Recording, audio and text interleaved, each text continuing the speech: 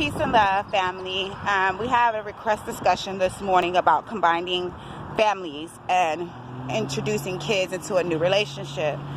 This is actually a very important subject for me myself, because I'm a single parent. So of course, as a mother, as a single parent, you want to make sure that the person that you are entering into your children's life is going to stick around.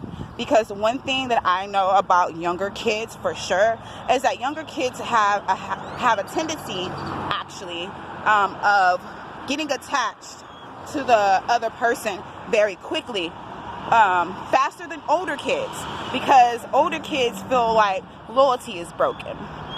But all it does is takes consistency.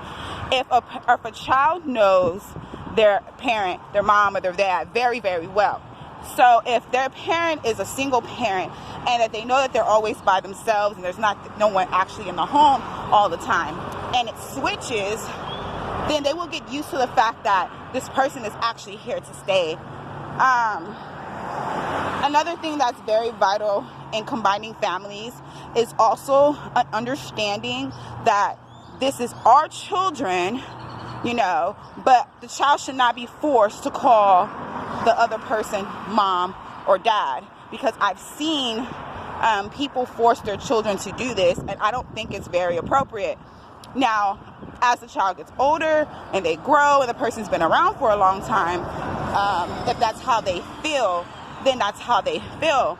But it's up to the two people who are raising the child to decide what they want to do with that. If they want to allow them to call the person mom and dad, that's up to them, not up to us. If they don't want that to happen because of boundaries and they want them to understand, well, then correct it. No, that is your stepmom. No, that is your stepdad. And things can still work out, guys. Another thing, you have to make sure you guys are on the same page when it comes to discipline. Who's disciplining the kids? What should be done? Why shouldn't things be done? Just like co-parenting, a common ground.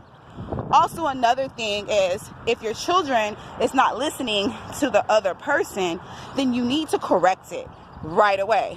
Don't let it slide. Just like if he was with the other parent, you wouldn't let it slide. Don't let it slide. Correct it.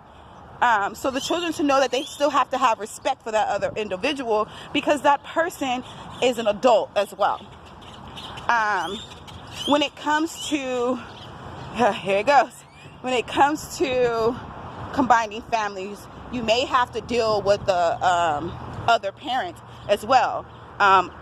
If you're a mother, then you might have to deal with the other mother. If you're a father, you may have to deal with the other father. Me personally would let the man handle his mother of his child, and I would handle the father of my child, because that way it can be no confusion. All it is about is just the kids, and then afterwards, when the people get used to each other, then it'll be able to, okay, well, I'll go pick up the kids with you. But at first, I don't think it should be an automatic thing. I think the kids should come around automatically, but I don't think that automatically you should bring the other woman or the other man around the other person, because it can cause confusion depending on the relationship that you have with the other parent. Because if the other parent still has emotions and feelings for the other person, then it would be best to keep them two separate until things is agreeable upon each party. Because children can sense these things, and about combining families is all about showing children a little extra love, being there for them, and assisting the other parent when they need it. It's nothing wrong with this.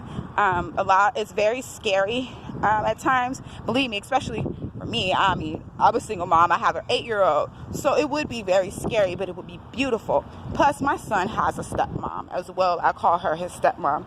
So it's like, you just have to learn to agree to disagree at times as well.